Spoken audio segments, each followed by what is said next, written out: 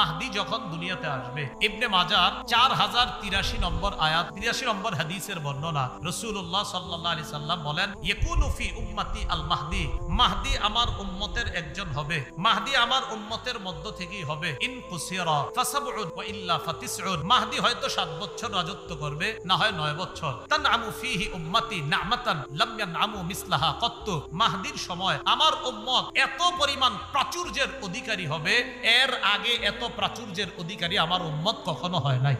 মাহদির আরেকটা বিষয় নবীজি সাল্লাল্লাহু আলাইহি সাল্লাম বলে দিয়েছেন, খুব ভালো করে এই জায়গাটা শুনেন, যে মাহদি আসার পরে ঈসা নবী, ঈসা নবীরে আল্লাহ পাঠাবেন। তো এর আগে কেন মাহদির সম্পর্কটা বললাম? অনেকে দেখবেন চিপা চুপা থেকে বিভিন্ন জায়গা থেকে কয় আমি মাহদি, অনেকে তাদের অনুসারী আছে কয় কি আমাদের উম্মকে মাহদি। বিষয়টা মাথায় রাখবেন। রাসূলুল্লাহ সাল্লাল্লাহু আলাইহি সাল্লাম আবু দাউদ শরীফের 4285 নম্বর হাদিসের বর্ণনায় নবীজি সাল্লাল্লাহু আলাইহি সাল্লাম বলেন, আল মাহদিয়ু মিন্নি, মাহদি আমার বংশের থেকে হবে। আজলাল জাবহা, মাহদির কপালটা হবে চওড়া। আকনাল আনফি, মাহদির নাকটা হবে উঁচু। মাহদি ইয়ামলাউ ফিল আরদি কিসতান ওয়া আদলা, পুরো পৃথিবীকে ইনসাফে পরিপূর্ণ করবে। কামা মুলিআত জাওরান ওয়া যুলমা, পুরো পৃথিবী যেমন অন্ধকারে নিমজ্জিত হয়ে গেছে, মাহদি তেমন পুরো পৃথিবীকে ইনসাফে পরিপূর্ণ করবেন। ইবনে মাজার 4085 নম্বর হাদিস, আলী রাদিয়াল্লাহু তাআলা আনহুর বর্ণনা, তিনি বলেন, রাসূলুল্লাহ সাল্লাল্লাহু আলাইহি সাল্লাম বলেন, আল মাহদিয়ু মিন্না আহলাল বাইত, মাহদি আমাদের আহলে বাইতদের থেকেই হবে। ইউসলিহুল্লাহু ফি লাইলা, মাহদিকে আল্লাহ এক রাতে খেলাফতের যোগ্য বানাবেন। এরকম কইতে হইব না যে আমি মাহদি, আমি মাহদি, এরকম কইতে হইব না। এখন কয় যারা, আপনি বলবেন ভাই আপনি বলা মানি প্রমাণ হইতেছে আপনি ভণ্ড, আপনি এরকম বলেন কেন? আপনি বলতে হবে না, বলতে হবে না। ইবনে মাজাহ 4086 নম্বর হাদিসে আসছে, আম্মা জান উম্মে সালামা রাদিয়াল্লাহু তাআলা আনহার বর্ণনা, তিনি বলেন, সামিআতুন নবী সাল্লাল্লাহু আলাইহি সাল্লাম, আমি নবীকে বলতে শুনেছি, আল মাহদিয়ু মিন ওয়ালাদি ফাতিমা, মাহদি ফাতেমার বংশধরদের থেকে হবে। আবু দাউদ শরীফের 4292 নম্বর হাদিসের বর্ণনা, 4292 হাদিসের মধ্যে হযরত আলীর ব্যাপারে আসছে, নাযারা ইলা ইবনিহিল হাসান, আলী তার সন্তান হাসানের দিকে তাকাইছে, তাকায় বললেন, ইন্না ইবনি হাদা, আমার এই সন্তান হাসান সাইয়্যিদ, সে হবে জান্নাতি যুবকদের সর্দার। কামা সাম্মাহুন নবিয়্যু, যেমন নবী তার কথা বলেছে যে আমার এই সন্তান হবে জান্নাতের যুবকদের সর্দার। শোনো তোমরা, সায়াখরুজু মিন সুলবিহি রাজুলুন ইউসাম্মা বিইসমি নবিয়্যিকুম, তার বংশধর থেকে একটা লোকের আবির্ভাব ঘটবে, তার নাম হবে তোমাদের নবীর নামে। আবু দাউদ শরীফের 4282 নম্বর হাদিসে আসছে, নবীজি বলেছেন, ইউয়াতিউ ইসমুহু ইসমি, মাহদির নাম আমার নামে হবে। ওয়া ইসমু আবিহি ইসমু আবি, তার বাবার নাম আমার বাবার নামে হবে। মাহদির নাম হবে মুহাম্মদ, তার বাবার নাম হবে আব্দুল্লাহ। এখন একজন দাবি করে বসলো আমি মাহদি, বাপের নাম মনে করেন। এই মাহদি 7 বছর বা 9 বছর থাকার পর একদিন ফজরের নামাজের সময় ঈসা আলাইহিস সালাতু ওয়াস সালাম দুনিয়ার মধ্যে আবির্ভাব করবে। ঈসা নবী আসার পর দাজ্জালের সাথে লড়াই হবে, মোকাবেলা হবে। দাজ্জাল ঈসা নবীকে দেখার পর মোম যেমন গলে যায় তেমন গলে যাবে ভয়ে। ঈসা নবীকে আল্লাহ বর্তমানে কোথায় রাখছে বলেন? এটা আমাদের বিশ্বাস। বলেন ঈসা নবীরে কোথায় রাখছে? কিন্তু এক দলের বিশ্বাস হলো ঈসা নবীকে শুলিবদ্ধ করা হয়েছে, ঈসা নবীরে শুলিবিদ্ধ করা হয়েছে। এক দলের বিশ্বাস, আল্লাহ বলে অমা কাতালুহু, তারা ঈসাকে হত্যা করে নাই। অমা সালাবুহু, তারা ঈসাকে শুলিবিদ্ধ করে নাই। ওয়ালাকিন শুব্বিহা লাহুম, তাদেরকে ভিমরমে ফালানো হয়েছে। তারা একটা ধাঁধার মধ্যে পড়ে গেছে। ধাঁধাটা কি? ঈসা নবীরে মারার জন্য তারা কি করছিল? তাদের এক লোককে ঘরে পাঠাইছে। যেই লোককে ঘরে পাঠাইছে, বলেন তো ওই লোক সহ ঈসা নবী কয়জন হয়? অনেকক্ষণ পর তারা ঢুকছে, ঢুকার পরে দেখে ঈসা নবীর মতো একজন বসে রয়েছে। থাকার কথা কয়জন করে আছে? কয়জন? এই একজনকে মাইরা শুলিতে চড়াইছে। শুলিতে চড়ানোর পর এরা চিন্তা করলো, আচ্ছা আমগো লোকটা কই গেল? যদি ঈসাকে মেরে থাকি তো আমগো লোক কই, আর আমগো লোকরে মারলে ঈসা কই? আল্লাহ কয় ওয়ালাকিন শুব্বিহা লাহুম, তাদেরকে ধাঁধায় ফালানো হয়েছে। আমগোটা কই? ঈসাকে মারলে, আর আমগোটারে মারলে ঈসা গেল কই? এই তখন থেকে আপনার একটা দল হয়েছে, যেই দলটার নাম হলো মৌলবাদী। একদল বলল না না ঈসাকে মনে হয় মারি নাই, তারা মূলে বিশ্বাস করলো। এই তখন থেকে আসতে আপনার ফান্ডামেন্টালিস্ট যেটা বলে এই মৌলবাদী। আরেক দল তারা বিশ্বাস করলো না, এদের নাম হয়ে গেল আপনার নাস্তিক, আরেক দলের নাম হলো আস্তিক। ঠিক আছে, আমি ওইদিকে আলোচনায় যাচ্ছি না, শুধু এতটুকু, ঈসা আলাইহিস সালাতু ওয়াস সালামকে আল্লাহ আকাশে উঠায় নিলেন।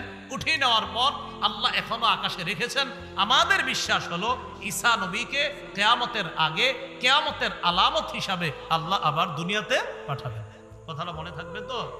এই জন্য এই কথাটা আমরা সবাই মনে রাখবো যে ঈসা আলাইহিস সালাতু ওয়াস সালাম বর্তমানে দ্বিতীয় আসমানে আছে। বলেন কোন আসমানে আছে? দ্বিতীয় আসমানে আসে, সেখান থেকে তিনি আসবে ইনশাআল্লাহ। আল্লাহ পাক রব্বুল আলামিন আমাদের সকলকে মারিয়াম বলেন তো মারিয়ামের আম্মার নাম কি? হান্না। ঈসা নবীর নানির নাম কি? নানার নাম? ইমরান কোন মসজিদের ইমাম ছিলেন? বাইতুল মুকাদ্দাসে। মারিয়ামের খালুর নাম কি? জাকারিয়া। মনে থাকবে নি? আচ্ছা, মানুষ দুনিয়াতে সৃষ্টির মধ্যে সাধারণত আমরা আল্লাহর কয়টা কুদরত পাই? 4 ধরনের। 1 নাম্বার, বাবা মা ছাড়াই কুদরতি ভাবে কারে? 2 আদম নবীর পাজর থেকে কারে? হাওয়া। 3 স্বামী স্ত্রীর মাধ্যমে আমাদেরকে। 4 বাপ ছাড়া শুধু নারীর পেট থেকে কাকে? إذ قالت امرأة عمران رب إني نذرت لك ما في بطني محررا فتقبل مني إنك أنت السميع العليم। স্মরণ করুন ওই সময়কে ইমরানের স্ত্রী যখন বললেন ইন্নী নাযারতু লাকা মা ফি বাতনি মুহাররারা। ইমরানের স্ত্রী আল্লাহর কাছে দোয়া করে বললেন, আল্লাহ আমার পেটে যেই সন্তান, এই সন্তানটাকে মুহাররারা দুনিয়ার বিভিন্ন ঝামেলা থেকে মুক্ত রেখে এই সন্তানটাকে একমাত্র আপনার জন্য আমি অর্পণ করে দিলাম। দুনিয়াবি কোনো কাজে এই সন্তানকে আমি লাগাবো না, একে শুধু আপনার জন্য আমি অর্পণ করে দিলাম। সন্তান এখনো কোথায়? পেটে। যার পেটে সন্তান তার নাম হান্না। বলেন কি নাম? এই হান্না ঈসা আলাইহিস সালাতু ওয়াস সালামের নানির নাম। কার নাম? নানি, নাম হান্না। তো হান্নার পেটে সন্তান, তিনি আল্লাহরে বললেন, আল্লাহ আমি এটাকে আপনার জন্য অর্পণ করলাম, ফাতাকাব্বাল মিন্নি। আল্লাহ আপনি আমার এই দোয়া কবুল করেন, আমার পক্ষ থেকে এই সন্তানটাকে আপনি কবুল করে নেন। ইন্নাকা আনতাস সামিউল আলিম, আপনি সর্বশ্রোতা সর্বজ্ঞানী। তো পেটের মধ্যে এই সন্তান রেখে তিনি এই মানত করলেন। ফালাম্মা ওয়াদাআত, মারিয়াম তার আম্মা হলেন হান্না, মানে ঈসা নবীর নানির নাম হান্না, ঈসা নবীর আম্মার নাম মারিয়াম, আর মারিয়ামের আম্মার নাম হান্না। তাহলে ঈসা নবীর নানির নাম কি হইল? হান্না। তো এই হান্না তার পেটের সন্তানের ব্যাপারে আল্লাহকে বললেন, আমি তাকে সমস্ত বিষয় থেকে মুক্ত করে আপনার জন্য অর্পণ করলাম।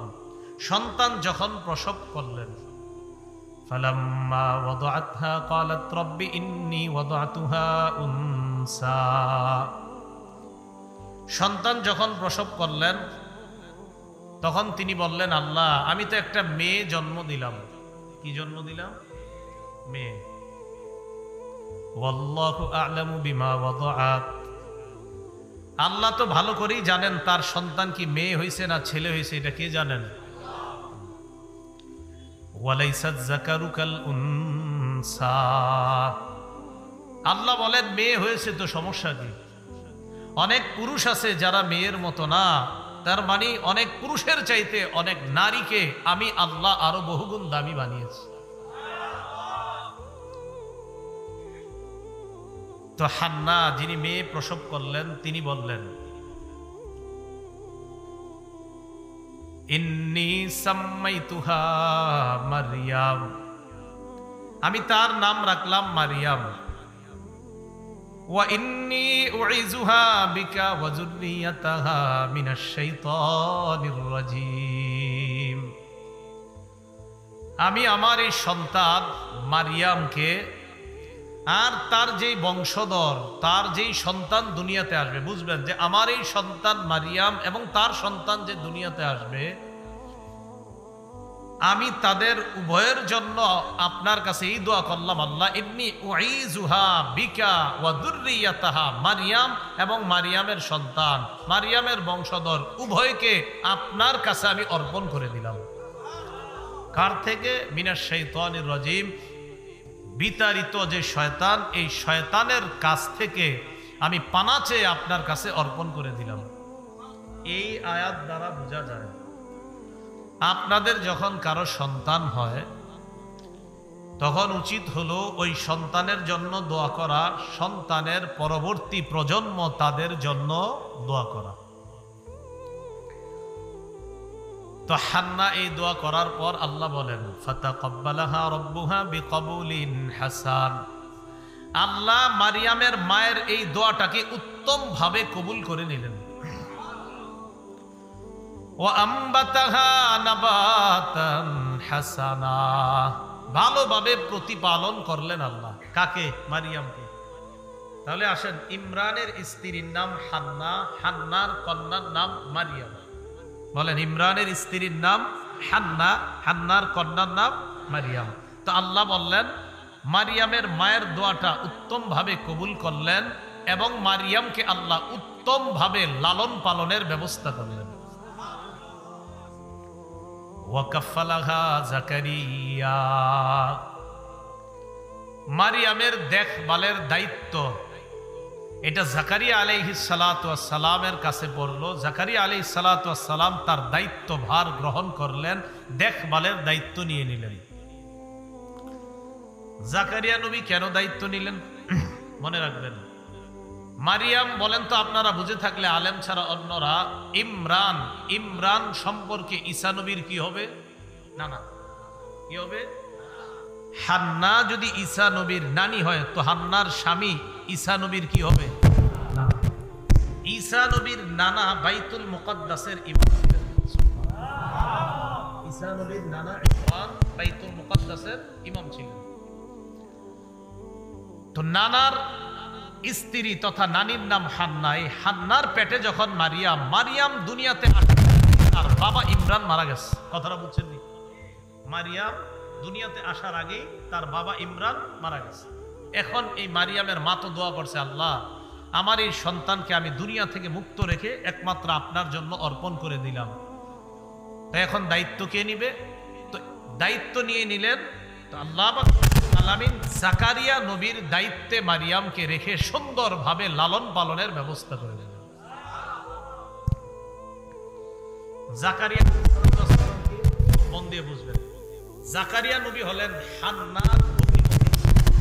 হান্নার ভগ্নিপতি যদি জাকারিয়া নবী হয়, আবার বলছি, হান্না তথা ইমরানের স্ত্রী হান্নার ভগ্নিপতি জাকারিয়া, তাহলে হান্নার কন্যা মারিয়ামের সম্পর্কে জাকারিয়া নবী কি হবে? খালু। খালু কি হবে? আই তো বুঝছেন।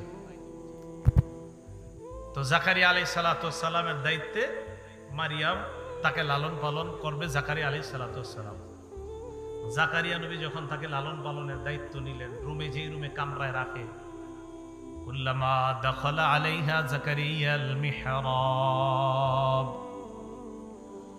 ওয়াজাদা ইনদাহা রিজকা قالت هو من وجد عندها رزقا قال يا مريم أنى لك هذا। জাকারিয়া নবী যখন যাওয়ার পর ওয়াজাদা ইনদাহা রিজকা, তখনই মারিয়ামের সামনে রং বেরঙের রিজিক দেখতে পায়। قال يا مريم أنى لك هذا, সিজন সারা, মৌসুম সারা ফল ফলাদি আর রিজিক যখন মারিয়ামের সামনে জাকারিয়া নবী দেখতে পায়, প্রশ্ন করলেন ইয়া মারিয়াম আন্না লাকি হাদা, মারিয়াম এই ফল তোমার কাছে কোত্থেকে আসে? মারিয়াম জবাব দেয় হুয়া মিন ইনদিল্লাহ, এই ফল আমার রব আল্লাহর পক্ষ থেকে আসে। এই রিজিক তোমার কাছে কোত্থেকে আসে? মারিয়াম জবাব দেয় হুয়া মিন ইনদিল্লাহ, এটা আল্লাহর পক্ষ থেকে আসে। বলেন কার পক্ষ থেকে? মুহাব্বতের সাথে বলেন না, রিজিক দেয় কে? ওয়ালা ইন সালতাহুম মান খালাকাস সামাওয়াতি ওয়াল আরদা লা ইয়াকুলুন্না আল্লাহ। আল্লাহ বলেন আপনি যদি তাদেরকে প্রশ্ন করেন আসমান জমিন কে সৃষ্টি করেছে, তারাও বলবে আল্লাহ। কে সৃষ্টি করেছে? ওয়ালাইন সালতাহুম মান নাযালা মিনাস সামাই মাআন ফাআহইয়া বিহিল আরদা মিন বাদি মাউতিহা। আপনি যদি তাদেরকে প্রশ্ন করেন মান নাযালা মিনাস সামাই মাআ, আসমান থেকে বৃষ্টি পাঠায় কে বলেন তো? ফাআহইয়া বিহিল আরদা মিন বাদি মাউতিহা, বৃষ্টি পাঠানোর পর ওই বৃষ্টি দিয়ে মরা জমিনকে আবার সজীব করেন কে? আল্লাহ কয় আপনি তাদেরকে যদি প্রশ্ন করেন তারা বলবে আল্লাহ। এই কথাটা মরণ পর্যন্ত বলতে পারবেন। যদি বলতে পারেন তা আপনার মৃত্যুটা হবে এমন যে আপনাকে স্বাগত জানাইতে জানাইতে জান্নাতের দিকে নেওয়া হবে।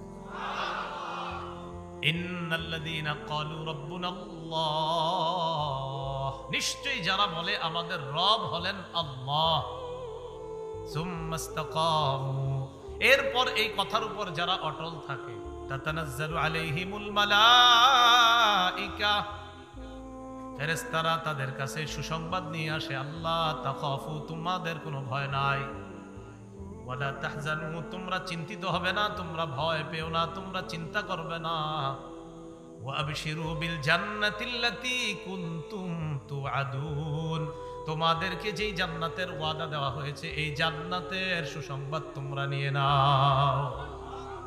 যারা বলবে আমাদের রব আল্লাহ, বলেন যারা বলবে আমাদের রব, এক নাম্বার তাদের ভয় নাই, দুই নাম্বার তাদের চিন্তা নাই, তিন নাম্বার তাদের জন্য জান্নাতের সুসংবাদ। মারিয়ামকে প্রশ্ন করলো, মারিয়াম ফল আসে কোত্থেকে? মারিয়াম জবাব দিছে কার পক্ষ থেকে? বলেন আমাদেরকে এখানে আনছে কে?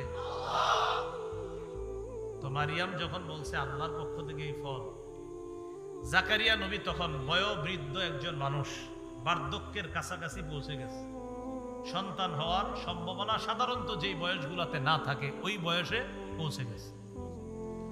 জাকারিয়া আলাইহিস সালাতু ওয়াস সালামের স্ত্রী, তিনিও বন্ধা। বন্ধা বুঝেন তো, মানে সন্তান হয় না।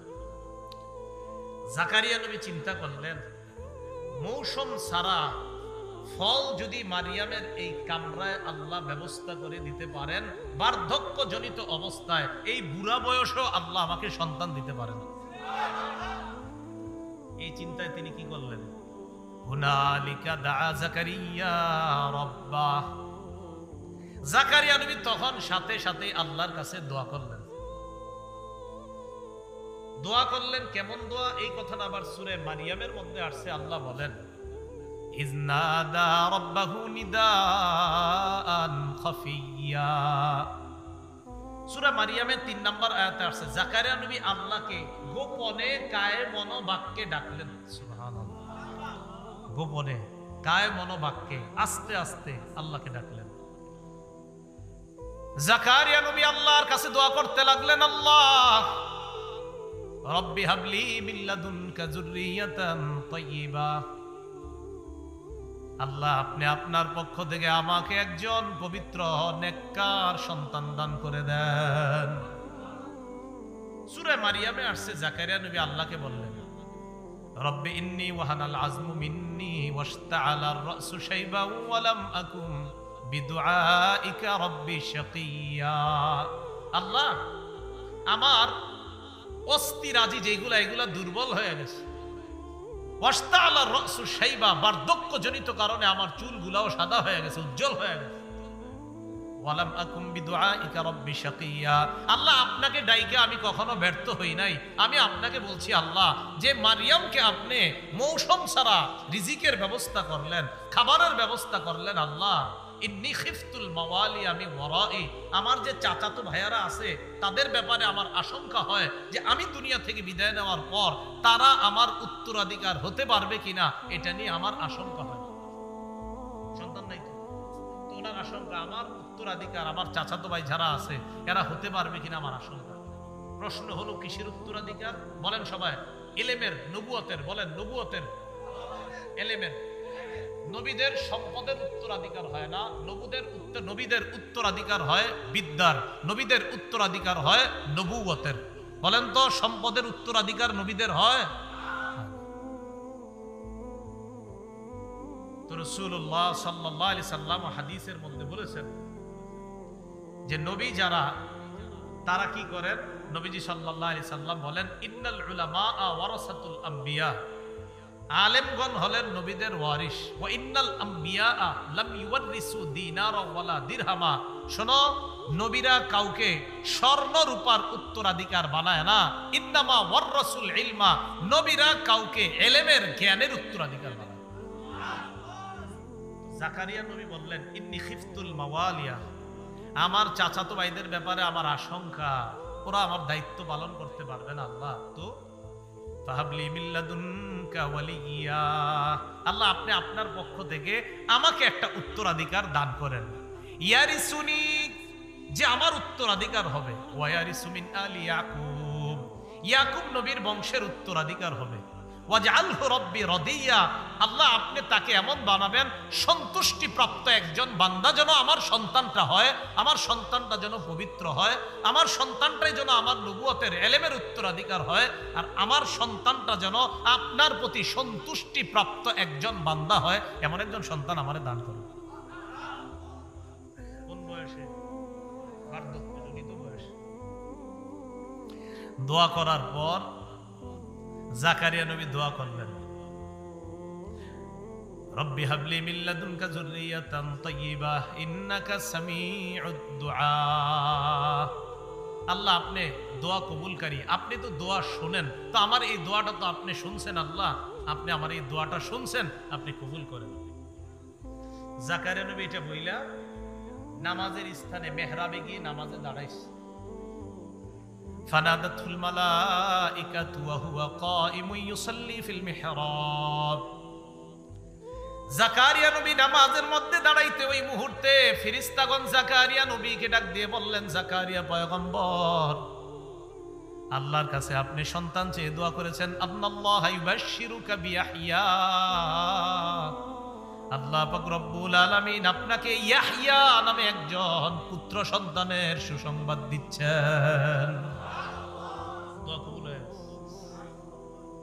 শুধু সন্তানটা পুত্র সন্তান হবে এমন না, এটার নাম হবে ইয়াহইয়া। বলেন কি নাম? মনে রাখবেন, আল্লাহ জাকারিয়া নবীর যে সন্তান দুনিয়াতে আসবে, আসার আগে আল্লাহ নাম রেখে দিচ্ছে। এখন আসে নাই, কিন্তু আসার আগেই নাম রেখে দিচ্ছে ইয়াহইয়া। কি নাম? বলেন তো কোন নবীর নাম আসার আগে আল্লাহ রেখে দিছে? হ্যাঁ, ইয়াহইয়া নবীর নাম। এই কথা বলার পর কি বললেন? মুসাদ্দিকাম বিকালিমাতিন মিনাল্লাহ ওয়া সাইয়্যিদা ওয়া হাসুরা ওয়া নাবিয়্যাম মিনাস সালিহিন। আপনাকে যে সন্তান ইয়াহইয়ার সুসংবাদ আল্লাহ দিচ্ছে, তার আলাদা স্পেশাল 4টা গুণ হবে। এই 4 গুণওয়ালা আপনার সন্তান ইয়াহইয়া হবে। এটাও সন্তান দুনিয়াতে আসার আগেই আল্লাহ আপনাকে জানাই দিচ্ছে। মুসাদ্দিকাম বিকালিমাতিন মিনাল্লাহ, আপনার সন্তান ইয়াহইয়া আল্লাহর কালিমাকে সত্যায়ন করবে। বলেন কাকে? এখন আল্লাহর কালিমা দ্বারা কি উদ্দেশ্য? খুব বুঝবেন। আল্লাহর কালিমা দ্বারা উদ্দেশ্য হলো আল্লাহ কুদরতি ভাবে ঈসা নবীকে বাপ ছাড়া দুনিয়াতে পাঠাবেন। এটা হলো আল্লাহর কালিমা। মনে থাকবেনি? আল্লাহ জানে, মনে থাকবে। ইয়াহইয়া নবী আল্লাহর কালিমাকে সত্যায়ন করবে। আল্লাহর কালিমা দ্বারা কি উদ্দেশ্য? ইয়াহইয়া নবীর পরে একজন নবী দুনিয়াতে আসবে, তার নাম হবে ঈসা। এই ঈসা আল্লাহ পাক রব্বুল আলামিন তার কালিমা তথা কুন ফায়াকুন দিয়ে আল্লাহ তাকে বানাবেন বাপ ছাড়া। এই ঈসা নবীকে যে আল্লাহ কুদরতি ভাবে বানাবেন, এটাকে বলা হয় আল্লাহর কালিমা। এই কালিমাকে সত্যায়ন করবেন ঈসা নবী দুনিয়াতে আসার আগে, ইয়াহইয়া নবী তাকে সত্যায়ন করবেন। বুঝে আসছেন? আচ্ছা, 2 নাম্বার, ওয়া সাইয়্যিদা, আপনার সন্তানটা নেতৃস্থানীয় হবে। তার মানে নেতৃত্ব দেওয়ার গুণে গুণান্বিত করে আপনার সন্তানকে আল্লাহ পাঠাবেন। 3 নাম্বার, ওয়া হাসুরা, আপনার সন্তানটাকে আল্লাহ কুপ্রবৃত্তি থেকে পরিপূর্ণ মুক্ত রেখে আল্লাহ দুনিয়াতে পাঠাবেন। 4 নাম্বার, এটাই সবচেয়ে আশ্চর্য, ওয়া নাবিয়্যাম মিনাস সালিহিন, আপনার সন্তানকে আল্লাহ একজন নেককার নবী বানাবেন। এখন কথাটা মন দিয়ে বোঝেন। জাকারিয়া নবী কো, আল্লাহ আমার যে সন্তান হবে কিভাবে? আন্না ইয়াকুনু লি গুলাম, ওয়াকাদ বালাগানিয়াল কিবারু ওয়া ইমরাআতি আকির। আল্লাহ আমার সন্তান কিভাবে হবে? আমাকে তো বার্ধক্য পেয়ে বসেছে, আর আমার স্ত্রী তো বন্ধা। তো সাধারণত ওই যে বললাম, আমরা কি জানি যে এই বয়সে আর এই জাতীয় নারীর সন্তান হয় না। তো জাকারিয়া বলতেছে, আল্লাহ আমার বার্ধক্যে বুঝে গেছি আমি, আবার আমার স্ত্রীও বন্ধা। আল্লাহ এটা কেন বলছে দেখেন, এটা বলার একটা কারণ আছে, একটু পরে বুঝবেন। তো জাকারিয়া নবী তো দোয়াই করছে, সন্তানের জন্য করছে না?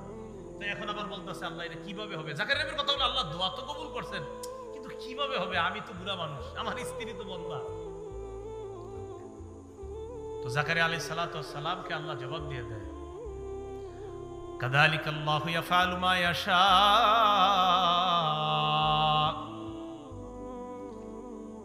আল্লাহ পাক রব্বুল আলামিন যা চান তাই করেন। বলেন আল্লাহ যা চান তাই করেন। এই কথা বলার পর সূরা মারিয়ামের মধ্যে আসছে, জাকারিয়া নবী ওই জায়গায় বলছে, আল্লাহ আমার সন্তান কিভাবে হবে? ওয়া কানাত ইমরাআতি আকির, আমার স্ত্রী বন্ধা। ওয়াকাদ বালাগতু মিনাল কিবারি ইতিয়া, আর আমিও এমন একজন মানুষ যিনি বার্ধক্যের মধ্যে পৌঁছে গিয়েছি, সন্তান হবে কিভাবে? আল্লাহ জবাব দিয়ে দিলেন, ক্বালা কাযালিক, ব্যাপারটা এমনই। বলেন ব্যাপারটা এমনই। ক্বালা রাব্বুকা হুয়া আলাইয়া হাইয়ুন, আপনার রব বলছে হুয়া আলাইয়া হাইয়িন, আপনাকে বার্ধক্য অবস্থায় এই বন্ধা স্ত্রীর মধ্যে সন্তান দেওয়া আমি আল্লাহর কাছে কোনো ব্যাপার না। হাইয়িন এটা কোনো ব্যাপার না।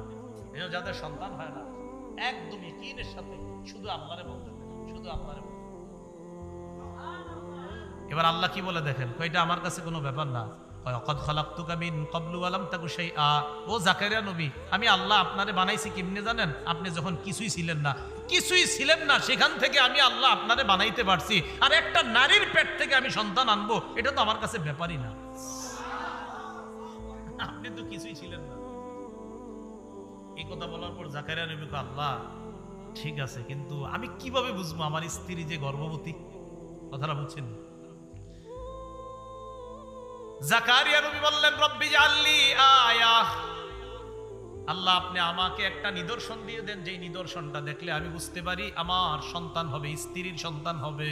আল্লাহ বলে দিলেন, আয়াতুকা আল্লাহ তুকাল্লিমান নাসা সালাসাতা আইয়ামিন ইল্লা রমজান। আপনার আলামত হলো যখন দেখবেন আপনার কথা বলার শক্তি হারায় গেছে, আপনার বাক শক্তি হঠাৎ বন্ধ থাকবে 3 দিন। কয়দিন? 3 দিন। আপনি 3 দিন মানুষের সাথে কথা বলতে পারবেন না, তখনই বুঝবেন আপনার স্ত্রীর গর্ভে সন্তান এসে গেছে। হ্যাঁ, তা আপনি তো নবী, দায়িত্ব তো পালন করতে হবে। কিভাবে করবেন? রমজা, ইশারায় করবেন। আগে যা বলতেন মুখে, এই 3 দিন আপনি ইশারা দিয়ে বুঝাই দিবেন, এটা করো, এটা করো। কারণ এই 3 দিন আপনার মুখে কথা না বের হওয়া মানে বুঝতে হবে আপনার স্ত্রীর গর্ভে সন্তান এসে গেছে। মনে থাকবে না আপনাদের? আল্লাহ জানে মনে থাকবে তো। তো নিদর্শন দিয়ে দিছে, যখন দেখবেন আপনি কথা বলবেন না, শুধু মানুষের সাথে কথা বলবেন ইশারার মাধ্যমে, তখনই বুঝবেন স্ত্রীর পেটে সন্তান এসেছে। আল্লাহ পাক রব্বুল আলামিন জাকারিয়া আলাইহিস সালাতু ওয়াস সালামকে একজন সন্তান দিলেন, এই সন্তানের নাম ইয়াহইয়া। সুবহানাল্লাহ। চলেন আমরা আবার আগের কথায় ফিরে যাই। মারিয়াম দুনিয়াতে আসছে, মারিয়ামের দায়িত্ব কে নিছে? জাকারিয়া নবী। জাকারিয়া নবী যখন দেখলেন মারিয়ামের ঘরে সিজন ছাড়াও ফল, তখন আল্লাহর কাছে বললেন, আল্লাহ আপনি তাকে এইভাবে রিজিক দিতে পারেন তো আমাকেও সন্তান দিতে পারেন। আসেন প্রথম শিক্ষা, আমাদের রিজিক দেন কে? এবার আবার মারিয়ামের কাছে যাই। ওলামা ছাড়া অন্যরা বলেন মারিয়ামের আম্মার নাম ঈসা নবীর নানি, মারিয়ামের বাবার নাম ইমরান, ঈসা নবীর নানা। আচ্ছা দেখি বলে, হান্নার স্বামীর নাম ইমরান, ইমরানের স্ত্রীর নাম, হান্নার মেয়ের নাম মারিয়াম, মারিয়ামের একটা ছেলে হবে, আল্লাহ কুদরতি ভাবে দিবে, তার নাম। এবার দেখেন আল্লাহ কি বলেন, وَإِذْ قَالَتِ الْمَلَائِكَةُ يَا مَرْيَمُ إِنَّ اللَّهَ اصْطَفَاكِ وَطَهَّرَكِ وَاصْطَفَاكِ عَلَى نِسَاءِ الْعَالَمِينَ। স্মরণ করো এই সময়কে যখন ফেরেশতারা বলল, মারিয়াম তুমি নত হও, তুমি আল্লাহর কাছে ঝুঁকো, ওয়াসজুদি সিজদা করো, ওয়ারকাই মা'আর রাকিঈন। মারিয়াম ইন্নাল্লাহ আস্তাফাকি, আল্লাহ তোমাকে নির্বাচন করেছেন, অতহহারকি, আল্লাহ তোমাকে পবিত্র বানিয়েছেন, ওয়াসতাফাকি আলা নিসাইল আলামিন, মারিয়াম আল্লাহ তোমাকে গোটা জগতে, মানে তুমি বর্তমানে গোটা জগতের সমস্ত নারীদের উপর আল্লাহ তোমাকে শ্রেষ্ঠত্ব দান করেছেন। এই শ্রেষ্ঠত্ব মানে কি সব সময়ের জন্য না, কিন্তু এটার আমার মাসালা আছে। কারণ নবীজি এক হাদিসে বলছে খাদিজা শ্রেষ্ঠ, আরেক হাদিস দ্বারা বোঝা যায় ফাতেমা শ্রেষ্ঠ, আরেক হাদিস দ্বারা বোঝা যায় আম্মাজান আয়েশা শ্রেষ্ঠ, আয়াত দ্বারা বোঝা যায় মারিয়াম শ্রেষ্ঠ। ব্যাখ্যা হলো মারিয়াম ওই যুগে শ্রেষ্ঠ যেই যুগে দুনিয়াতে ছিলেন। বুঝেন নাই? মারিয়াম